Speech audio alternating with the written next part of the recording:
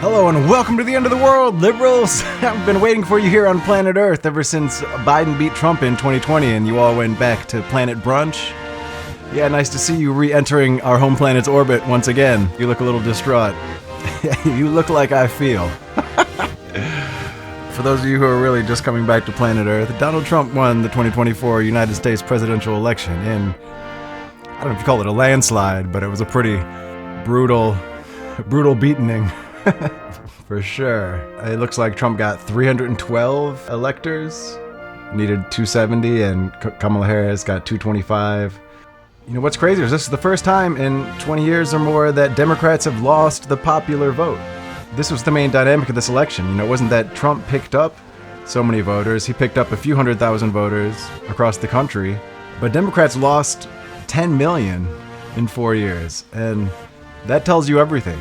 People want to frame this as how could Trump win? Not how could Democrats lose, but how could Trump win? But the thing is, we're in a two-party system, so if Democrats lose, if Democrats did all this to lose it, there's only one other person who's going to win. Because Democrats, and they don't want to do this in a democratic way, so they get this rude awakening in the general election because they have no primaries. Their primaries are extremely skewed towards the right, towards the Democratic establishment, towards the corporate business elite at the same time. This was a refutation of elitism by the working class. So, you know, this is going to be a brutal 4 years, don't get me wrong, but this election, it's not all bad news. It was going to be bad news no matter what the turnout of this election was going to be bad news. It was going to be, you know, on the day after election day, the 2 days, whenever the total came down, or just a few days after election day, if a total never came down or not, this was going to look like the worst possible result of a presidential election that could have been. So here we are, and what definitely seems like the worst possible result, which is the Trump landslide almost. That's not good. That's not what I expected, not the narrative the media was pushing, but that's where we are. 2024. You know, Trump won it. Hands down. This is kind of the worst case scenario. You know, it would have been nice if Trump would have won by just a little, and if Democrats would have held on to the Senate and the House.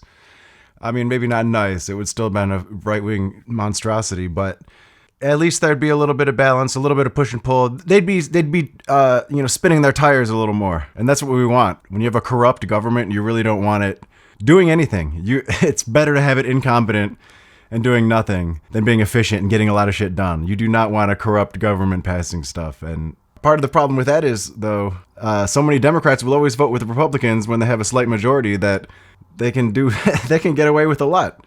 You know, even when Democrats have a slight majority in one of the houses. So that's one of the wonderful things about our completely broken politics in this dying nation.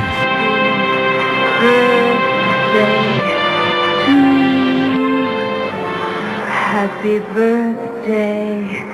And when you're a star, they let you do it. You can do anything. Happy You have them by the pussy. birthday, Mr. President. You have them by the pussy. Happy birthday. Let's look at the bright side of things. We're going to be optimistic here at the end of the World Party for once, since, you know, liberals usually love optimism. So let's be optimistic instead of just capitulating like, of course, liberals and Democrats are. The Democratic pundit establishment is doing right now, very much capitulating because they're all rich. What do they care? They didn't have anything on the line anyway in this election. That's why we ended up with Harris versus Trump. Because liberals are the people who run the party, the people who run the media machine, and basically the democratic machine, which is the party apparatus, the funders, the donors, and most importantly, probably the media. That is the democratic machine, and they got the candidate they wanted, like they always do, and then they lost savagely. So I think all you sad, half-decent people deserve a thorough look into why, because everyone's got their agenda, everyone's got their own narrative they want to pump to push their agenda that is, of course, going to fit with their own preconceived political beliefs. So why shouldn't the End of the World Party do the same? So here we are. This is your president. There are some things we should talk about, if that's all right. I've been thinking quite a bit lately about something we can all relate to, something that is unquestionably, inescapably American. I am referring, of course, to our great national pastime, baseball. Or so it had been. That's right, America. Before we were devastated by atomic war, each state had its own professional baseball. They're eating the dog. And so what is the bright side of these apocalyptic politics here? Well, for one, first and foremost, you could say that this, on some level, was a refutation of the genocide, of Democrats supporting genocide. This was voters telling Democrats that genocide is a deal breaker. And of course, that wasn't the biggest dynamic, probably. Probably the economy was a bigger dynamic. But it's really hard to gauge how big of an impact that was, because third-party anti-genocide votes got something like less than 1 million votes nationwide, unfortunately. But we knew Jill Stein wasn't going to win, so most people probably just stayed home, like I did. Just didn't vote. And that's as much of a vote of no confidence. And that's why Democrats lost. A lot of their base stayed home. It wasn't just people voting for Trump. It was people who normally vote Democrat not showing up, or people who voted Democrat in 2020 not showing up. And what better way to depress turnout than by pretending to be the lesser evil while committing a genocide? And how is that going to inspire people to turn out? And much less the youth, who are more plugged in with TikTok, Instagram, and social media platforms where you actually hear this stuff, not the boomers watching cable nightly news. They're not going to cover the genocide for the most part, and you're not going to see the type of things you're going to see a steady stream of, just images of a live stream genocide on social media. So the youth saw a lot of that, and one of the big reasons the Democrats didn't win is because the youth didn't turn out for them. Not to mention swing states like Wisconsin and Michigan with a high Arab and Muslim population, with even more uncommitted voters in the primary than the Democrats lost by. So it's pretty easy to see how two states right there and just overall depression of general youth turnout was key here. And that's a good thing. Genocide is a bad thing. Voters told Democrats that genocide is a bad thing, a deal breaker in a general election, because they didn't give us a choice in the primary. So that's how it had to be. And so I guess the other big strategic bright side of the Trump election and the GOP taking the trifecta and just this brutal electoral turnout, which Democrats surely will learn nothing from, but is that it was a kind of a whole refutation of the entire modern Democratic Party, of the swing to the right, whether it's supporting the genocide, the swing to the right, the status quo, doing nothing, and the economy, and the kind of elite class war that they waged in the propaganda sphere leading up to the election, when they had all these super rich celebrities and all your favorite millionaire pundits on cable news. As long as it's not Fox, they couldn't understand how you could elect Trump again. And the Cheneys, this was crazy what they were doing. They're like, it was just a huge blitz with money. And I mean, I saw ads on YouTube, a lot of ads on YouTube where they were really striking a Bernie Sanders kind of anti-billionaire tone. And yet Harris had more billionaire donors than Trump did. These were the commercials I saw for the Democrats. Sherrod Brown is working to fix our border crisis. Mondaire Jones is working to secure our border. Pat Ryan is restoring order at our southern border. I'm Laura Gillen, and I'm here at the border of Nassau County. We're 2,000 miles from Mexico, but we're feeling the migrant crisis almost every day.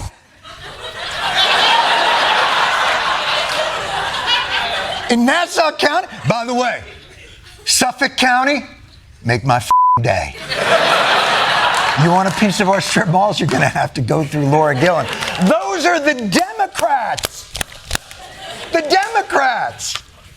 I gave the police more money than they even wanted. I gave them planes and tanks. I built a moat around the country and filled it with alligators and chlamydia.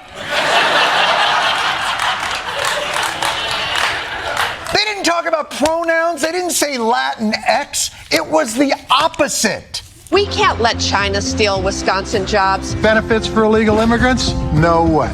Blocking support for white farmers? I mean, look at me. Standing with law enforcement against defunding the police. I've owned a gun my whole life. Let me be clear. I don't want boys playing girls' sports. You all know me. I've never pushed for sex changes. So this was kind of a refutation of the Democratic Party leaning into plutocracy. Voters saying that this is not going to work, which would be an obvious to anyone with 2 brain cells, but nobody with 2 brain cells has any pull in the Democratic Party, so we end up with a fucking shit show like this. And, the economy was probably the big determiner here, but, it's very related to all of this, and where the Democratic pundits just wanted to shame people, talking about, oh, look how great the stock market is, look at the unemployment rate, but ignoring inflation, which inflation focused on things that definitely hurt the poor and working class and poor working class the most. And the more money you have, the more they benefit you. So it's this kind of split economy that Democrats just can't recognize, and all these intellectual, super educated liberals will just deny when this is people's lived reality day to day. You know, your rent's going up. I don't know. You're homeless. Your food prices are doubled, tripled, and then they'll point to the inflation rate in the last year. It's like, oh well, the rate is back within the Fed's target rate for inflation. Yeah, but that's not prices going down. So this might look great to you if you really don't care because you're a freaking millionaire, and what the hell do you care? You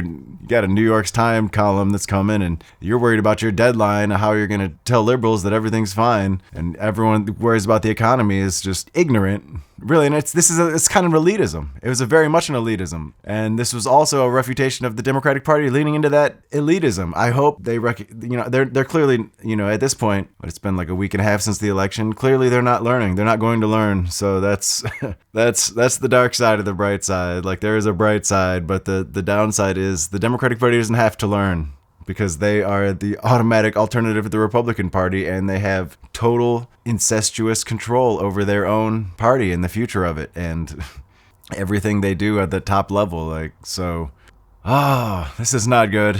This is not good at all. But I mean, there was no other way. What was the other way? To tell Democrats keep moving to the right, tell them to keep embracing the Cheneys, tell them to keep saying fuck you to climate science. We're going to keep fracking because it's an election year, and so we don't believe in anything. At the end of the day, if you believe in nothing, no one's going to have your back. Voters are going to eventually give up on you.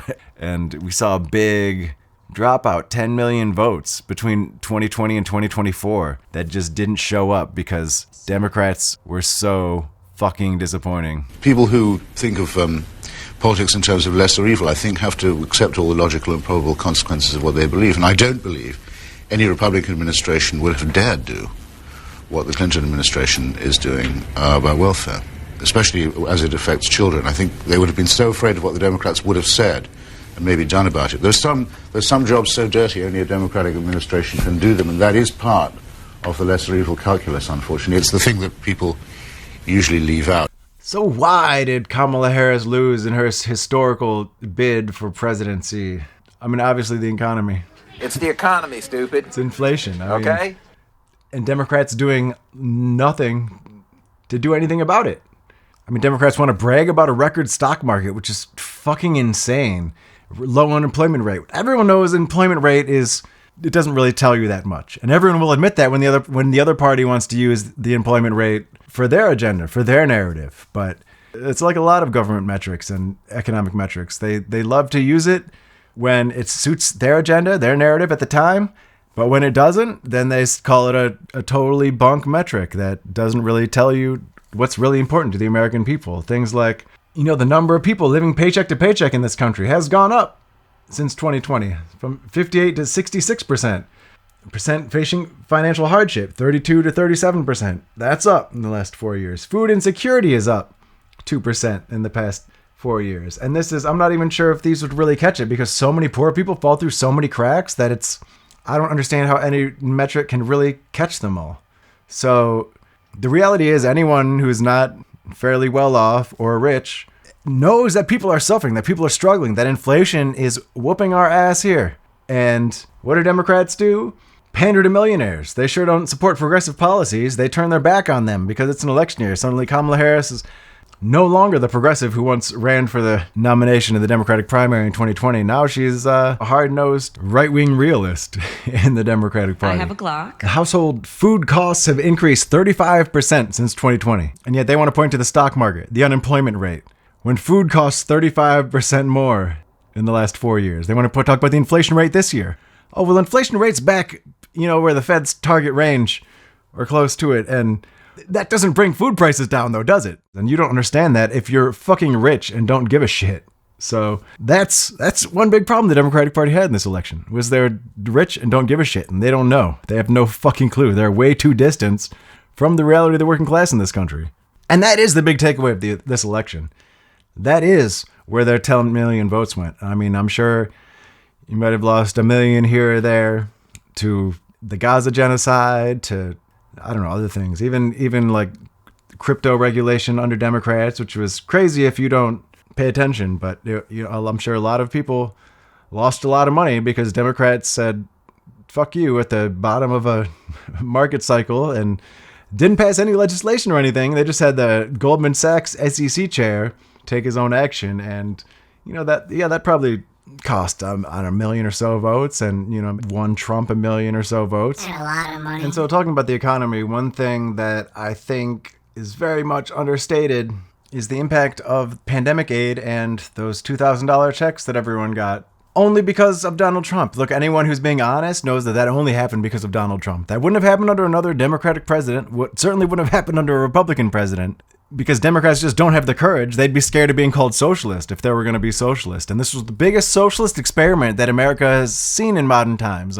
At the end of the day, that was a lot of free money. That was a weird, kind of half-assed socialist handout. But it was, as fucked up as it all was, as incompetent, as corrupt, and everything as it was the biggest socialist experiment that modern America has ever seen, probably ever will see. And it only happened because of Donald Trump, whether you want to deny that or not. And, the fear of the initial pandemic period, that had a lot to do with it. But I'm sure Obama would have been reasonable, calculating, political realist, and just had the poor suffer instead of get anything that might help them not go out and spread a new virus that we didn't know shit about, because we don't want to be socialist. So there was one moment where this really hit me, where this was actually about a year ago. I was working with someone in the South, and so just telling this story to break a lot of conceptions that people might have. I was working in the South, and someone I was working with, well, there's a handful of us, went back after the day at work and having a couple beers at our place and started talking politics, of course. And so I was the only white person there, and everyone else was black Southerners. And some of them were from like the deep South. And, I learned had worked in like automotive plants and different fucked up industries where they were super exploited. And so one woman had lost her arm in a factory in the deep South, being exploited, not paid enough, obviously. And she was very much a Trump supporter at that point. And a lot of it came back to the checks and just the economy in general and how we were all living after 3 years of Democratic rule and the economic reality that the poor experienced. The difference in that economic reality under these two administrations, whatever excuses, whatever you want to say about it, there was a very different economic reality for a lot of the poor, especially in places where that $2,000 check is going to go a long fucking way for people who've maybe never seen a $2,000 check before. Like, that's a fucking game changer. And I mean, there have been studies on this, that this helped people massively during that period. And what emergency or not, for reasoning or not, Trump or not, whatever, the reality is they got those checks, and this is the only time it's ever happened, and they've never had that kind of government support or help in their lives. A check coming in even just as a PR stunt with Donald Trump's name on it. Doesn't matter. What they care about is that it delivers. Like, economics is kind of like, it's like the laws of physics. If you're hungry, if you're homeless, if you're not eating, if you need food, the price of food, the price of housing, these are like as strict quantifiable determinants as everything involved with climate change, as carbon concentration, as everything else. And so when this hits the poor and working class, the people who really have no options, there's no pretense, there's no equivocation, there's no lying about what happened. They got the money, they needed the money, it helped them massively. It happened under a Republican president. It's never happened under a Democratic president. And it probably wouldn't have. Whether people know that, think that or not, the reality is it probably wouldn't have, because Democrats have no courage at all. And Republicans would have just called it socialism. And so Democrats would have said, oh, that's socialism. We can't do that. We're not Bernie Sanders. And yeah, I think, honestly, the whole pandemic response would have been so much worse, despite all the crazy shit Trump said, because this is another thing, another understated thing that almost no one wants to talk about at this point, because everyone just wants to forget the pandemic. But Biden's pandemic response was fucking monstrous. As soon as he came in, even as soon as he won the election, pandemic was over. It was almost like the COVID-19 pandemic was, for liberals, a metaphor for Trump. And I said this even before Biden won. I said, they're going to give up all pandemic precautions, all pandemic aid, everything. The pandemic will be over once Joe Biden wins. And what happened? Joe Biden won, pandemic was over. Of course, he still did interviews 60 feet away from his interviewer for a few months, and which is very much not normal, let me assure you that. But, you know, the kids had to go back to school, and people died because of that. I know people who died because Democrats wouldn't say, no, let's keep the schools shut until we get vaccines out. No, it was Biden won, Trump lost, pandemic's over, go back to school, everything's back to normal. And guess what? The biology said it wasn't. And so, you know, I know some of the, you know, one of the best people to be fighting for a better future. He died because of this, because of what I would say is of 100, basically, I would say murdered by fucking Joe Biden. Murdered by Joe Biden. And I don't think, you know, if he were here today, I don't think he would take any issue with that. Because, fuck, that was one of his last posts on social media, was about Biden and Harris's failure on the pandemic. And then what? And then he's in the ICU. And then what? It's death. I don't know. Basically, his lungs dissolved and he died at young 30s. He was one of the people fighting the hardest in this political system to make it better. Maybe even was key to flipping Georgia when it flipped. Because, well, it's a long story, but yeah, died because of Biden. The pandemic is over. We still have a problem with COVID. We're still doing a lot of work on it. But the pandemic is over. If you notice, no one's wearing masks. Everybody seems to be in pretty good shape. And so I think it's changing, and I think this is a perfect example of it. You know, Biden and Harris, they killed a lot of people by pretending that the pandemic was over. And all pandemic aid ended. That all disproportionately and immensely helped the poor and working class in a totally unprecedented way, and in a way that they should never expect again. And I think they know that. And that all happened under Trump and was ended under Biden. And whatever you want to talk about it, but the political and the pandemic realities underneath it, that's what they saw. That's what they experienced. And if you can't see that, then that's on you as a Democratic Party strategist. And we're still in the pandemic today, but no one wants to admit it. And then we've got things like, who knows? How are we going to deal with, you know, monkeypox or the avian flu or any of these things if they really start to pick up and spread, which, you know, H5N1 seems to be. Where's the Biden administration on it? The same place they're on every issue. Who fucking knows? I don't know. Ask your favorite consulting firm. You know, give them a few $1,000s for an opinion or something. Like we don't seem to have a government anymore. We have like a constellation of consultants and pollsters and pundits and the donor class scumbags telling themselves all what they want to hear. They're all in their own same world. And that's why one of the beautiful things about this election is popping that bubble. But of course, did it work? I don't know. That's the big problem we're going to be at here. And of course, so why else would Kamala Harris have lost this election? Well, of course, there's the genocide, which they probably lost Michigan and Wisconsin because of it. And, you know, third-party voters turnout was low, under a million for Jill Stein. I think it was like 600, 700,000 for Jill Stein nationwide, which is, yeah, pathetic. I don't know, what would you expect? But I think part of that was that it's not just the best metric for the anti-genocide vote, because I think most of those people would probably just not vote. I mean, it's so dispiriting to say that, oh, I have to go vote against genocide for someone who I know isn't going to win.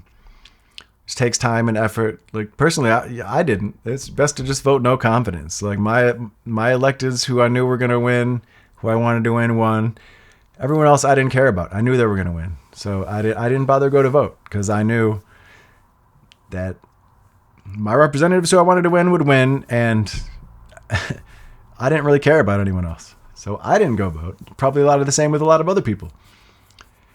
You know, even though I would have liked to register one vote in favor of Jill Stein just to say fuck you to the Democratic Party strategy here and the genocide, but I didn't, because I knew she wasn't going to win. She wasn't going to get the 5%. If they weren't going to win in 2016, when you had Hillary Clinton versus Donald Trump, two of the most unlike people in modern America, if the Green Party wasn't going to get federal matching funds out of that, if they weren't going to make a decent showing, then they probably never are, which sucks. And it comes down to a lot of the American psychology. And yeah, it's just the psychology that I just said that I fall victim to. It's just not, if they're not going to win, I'm not going to bother to go vote for them. And so that's why I just think it's not a smart metric to use as a gauge of the anti-genocide vote that didn't turn out for Harris. And I think there are some places, like Rashida Tlaib's district, where you can see clearly.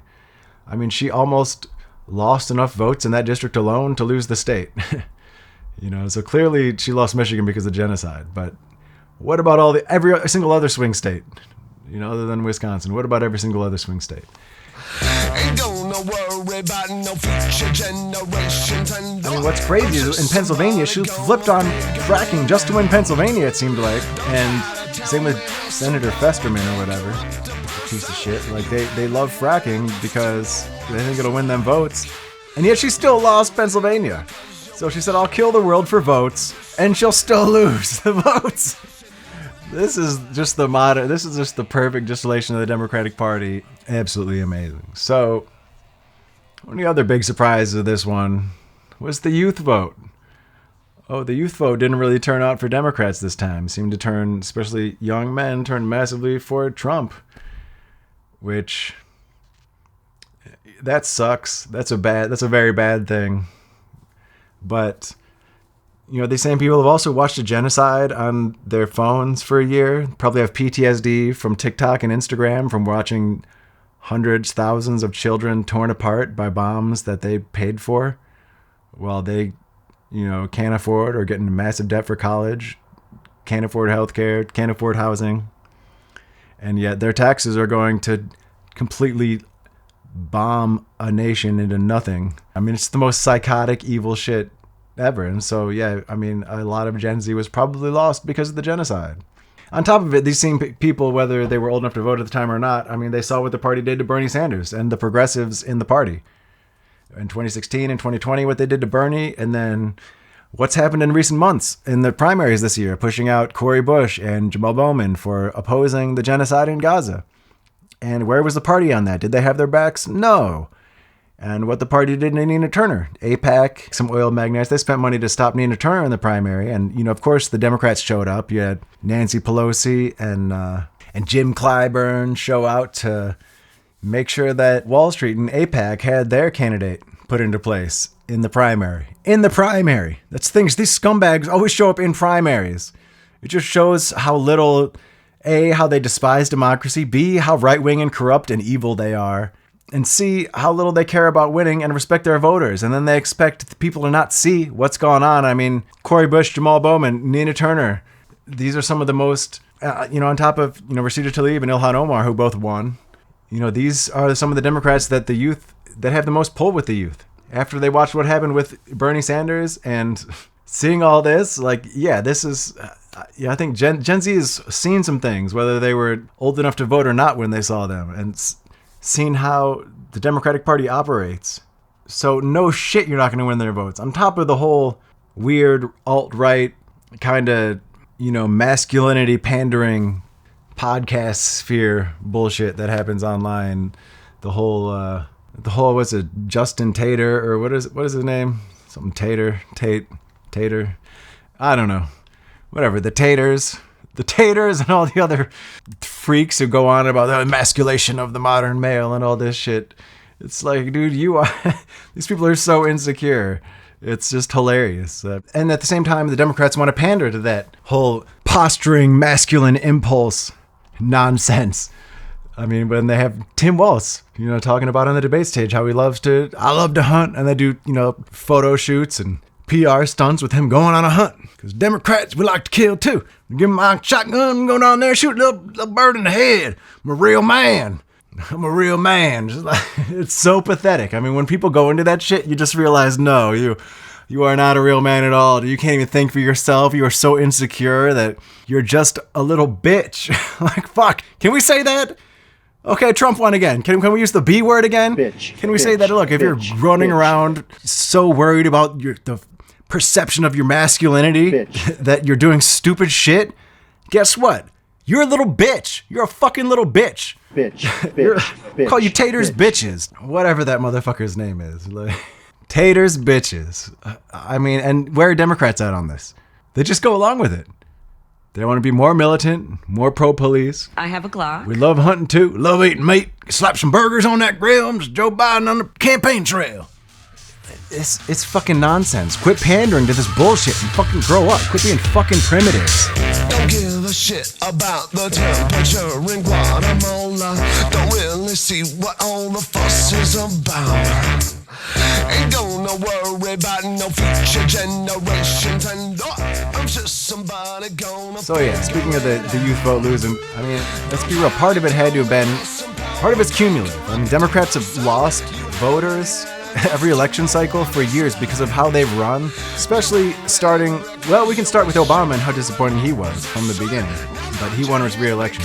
So, you know, we have to look at what they did to Bernie Sanders and what Obama helped do to Bernie Sanders and the entire party. You know, the way they sabotaged him twice in a row and sprinted to the right. And then, you know, we're surprised that they lost and they wanted to blame Bernie bros for not voting for people who completely ideologically opposed them, but you know, they wanted to be on the same team, but the Bernie supporters, the progressives, get nothing they want. But they want us to be on the same team and show up for them. And yet, when it comes to healthcare, climate action, anything, any policy, any fucking policy at all, Democrats will stab you in the back. And so I saw a lot of this. I was a delegate for Bernie Sanders in 2016, and I saw a lot of resentment in other delegates, much less normal people, non-people who weren't involved to that level, but especially from delegates, those of us who were in that fucking convention center in 2016, yeah, I mean, some of those Bernie delegates turned into Trump supporters. I mean, I had friends turn into Trump supporters. Some of those Bernie delegates just left politics and never thought about it again. Oh, what a blissful life that must be. And some of them just kind of caved to the Democratic Party, found a career in politics, and, you know, went along with the whole mess and became part of the problem, ultimately. So here we are. The problem has metastasized. And so where's resentment politics at now? I mean, part of it, you're seeing some of this disgusting sentiment. You're seeing it from places that you wouldn't even exactly expect it from, like Joy Reid and different people. But you see it online, of course, in the comment sections. But these are also real people. So let's not act like the ugliness we see in the comment section is un-American or inhuman. It's very much human. It's very much American. But you'll see Democrats saying, oh, you didn't vote for Kamala Harris because she's committing a genocide. Well, now I don't care about your genocide anymore. I'm going to go drink Starbucks. I'm going to end my Starbucks boycott because you didn't vote for Harris, who is committing the genocide. So it doesn't make any sense, but I mean, you're seeing this resentment dynamic. And also saying they're happy about deportation, seeing how many Latino males voted for Trump, and saying, oh, well, now have fun when half your family gets deported. Like, even if you disagree, this is just a psychotic thing to say. It's psychotic, and it's just the next step of Trump derangement syndrome, making Democrats and liberals lose their fucking minds in all the bad ways.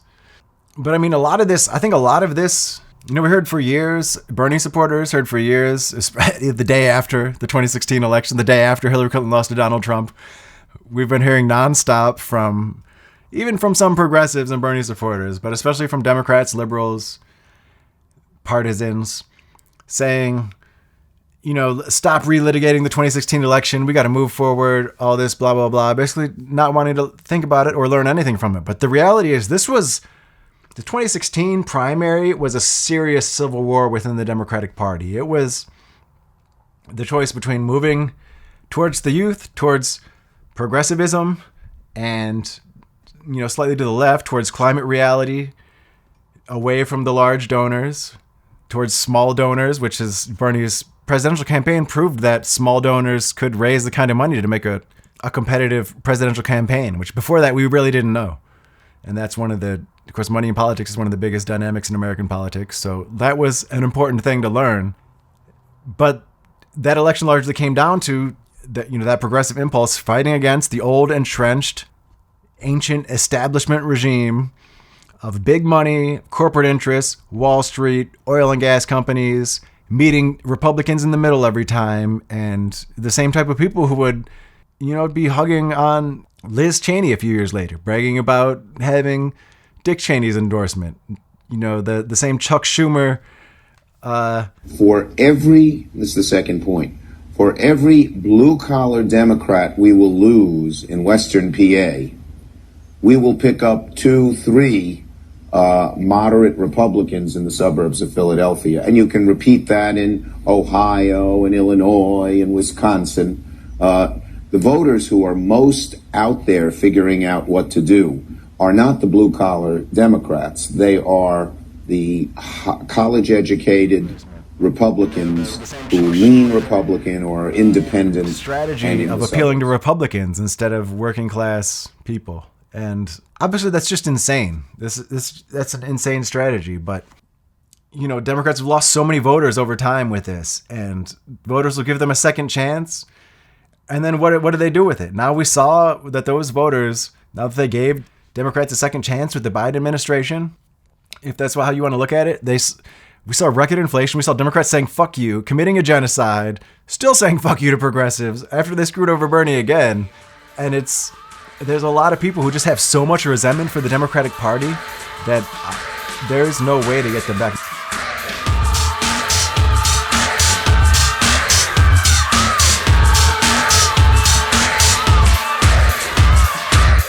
One of the big things you'll hear the pundits talking about now is, why did so many Hispanic and black people, especially men, but in general, vote for Trump this time more than before? Like, you know, what's going on here? And the reality is, I think part of it is, I mean, there's levels to it. Part of it is, I think Trump is not as racist as people portray him as. Trump doesn't care about race because Trump only cares about himself, you know, and like, yeah, okay, he might like white people more in general because he's white, but he's not some kind of ideological Klansman at the end of the day. And of course, he said plenty of racist shit. And yeah, as an agent, he's racist. As a political machine, he's racist, but he's not racist like a grand wizard or something. Like, look, if he thinks you being friends with Kanye West or whatever, anything, like, you know, and people will see these things, and then they'll see what Democrats do when they're in power, and then the economic reality of it overrides everything. And so if people think we're going to have a better economy and things are going to be affordable again under Trump,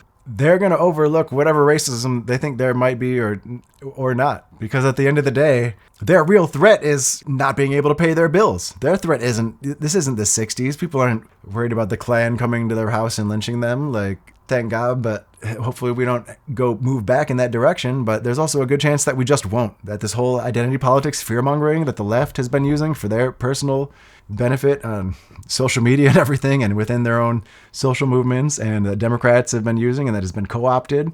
Because let's be real, this whole resurgence in identity politics on the left came from the grassroots, came from the actual left, not from the Democratic Party, but from the real left, from the grassroots.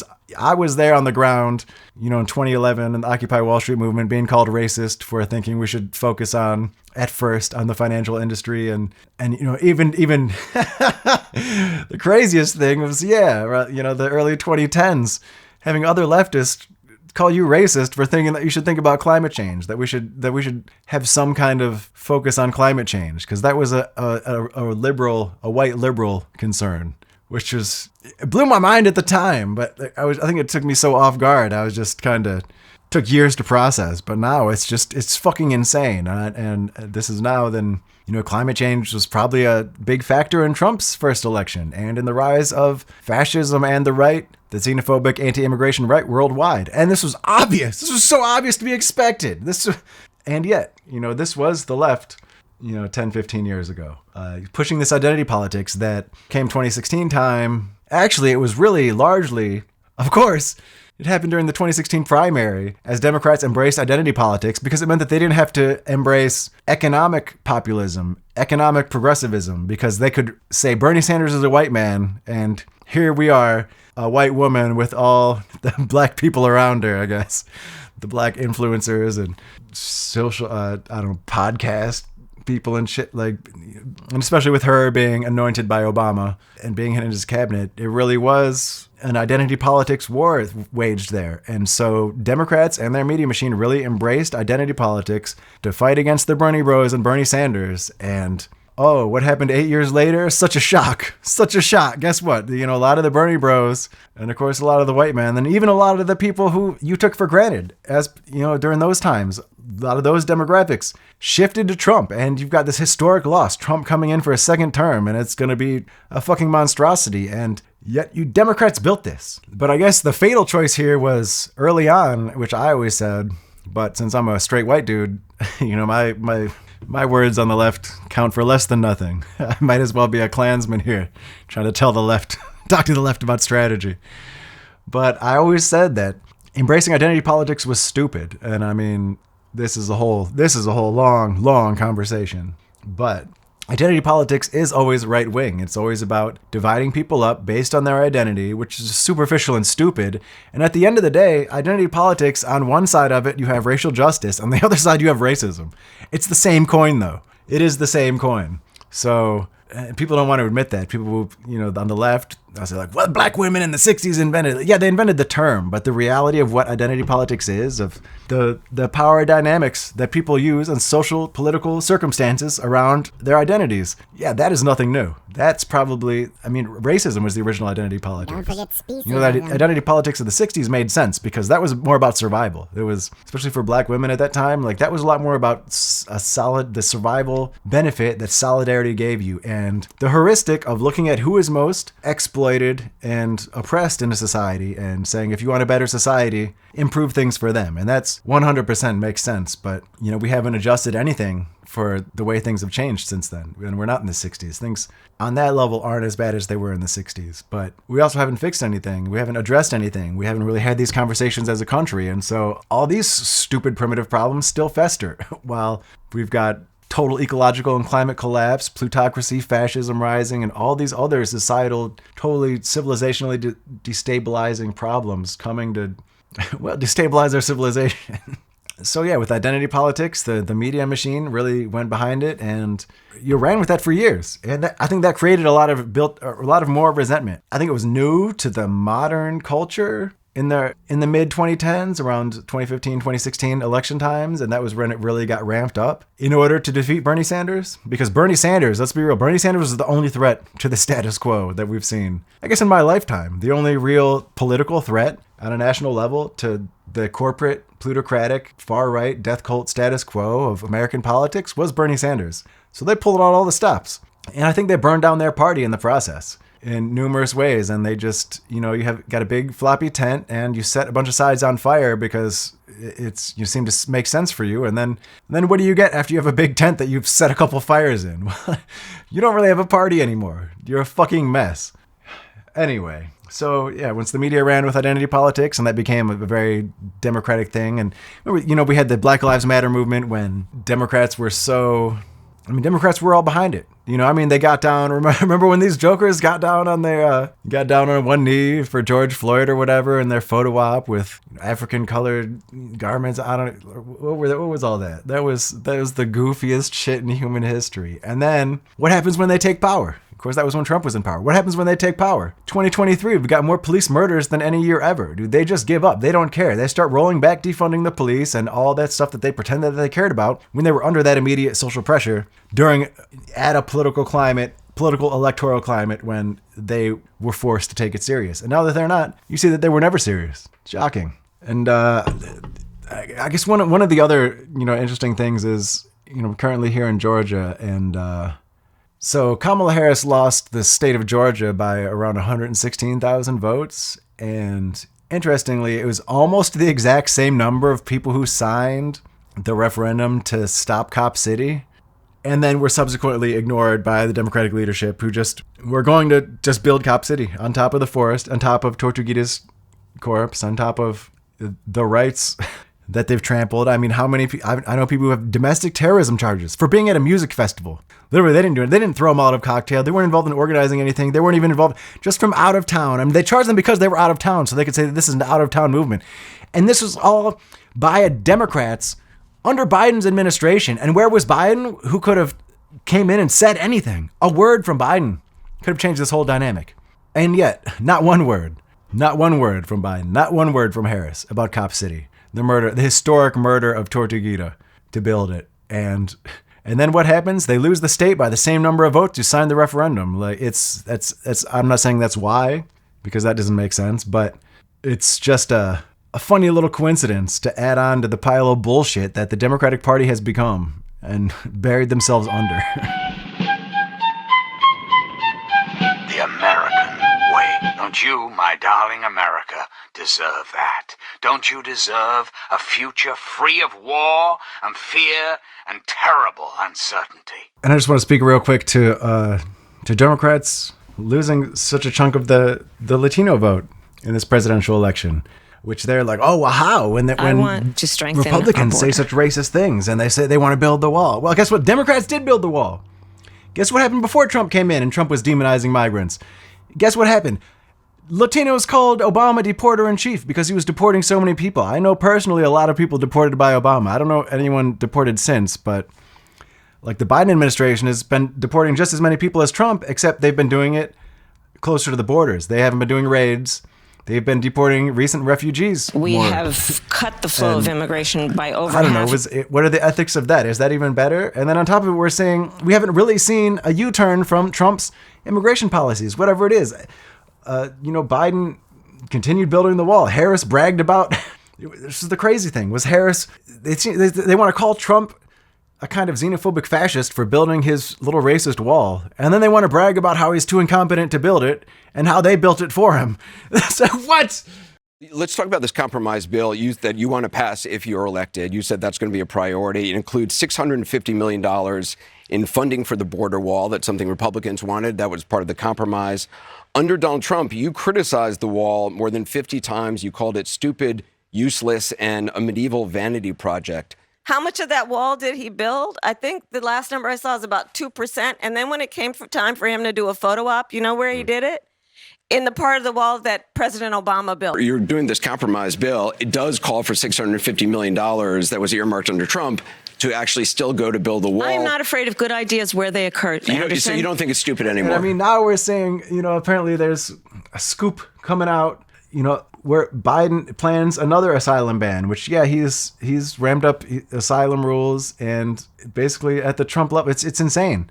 I mean, the reality is Democrats are not really better on this issue than Trump. They pretend to be. They talk nicer about it, and maybe they're slightly better. And we got DACA because of Obama, and that was great. But Trump also left that, so we'll see what happens with that. But Democrats are just as monstrous. It's just that the media doesn't care. The Democratic machine doesn't care. And of course, Republicans don't care about migrants, so they're not going to pay attention when Democrats are in charge. So basically, Democrats can do whatever the fuck they want on immigration when they're in power. And then when Republicans are in power, Democrats are going to virtue signal over it. AOC is going to go to the camps and cry. And then where is she now? I mean, I guarantee you that same camp is still full of people. And there's probably more up the street now. And where's AOC? Chilling for Biden, chilling for Harris, crying because Harris lost now. It's just so insane. I mean, the more I say this stuff out loud, the more I'm like, holy shit, what the fuck?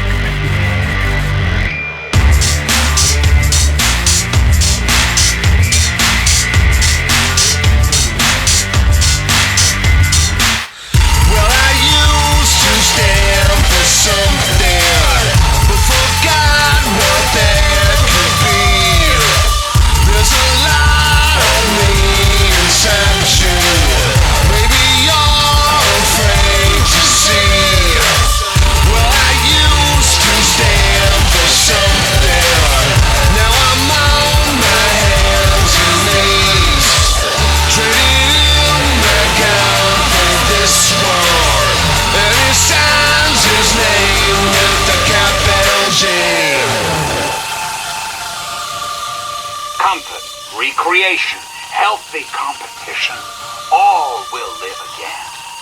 This country will live again. But for now, my America, we must part. Restoring the greatest country in the world to its former glory, well, that takes time. Until we meet again, this is your president, signing off.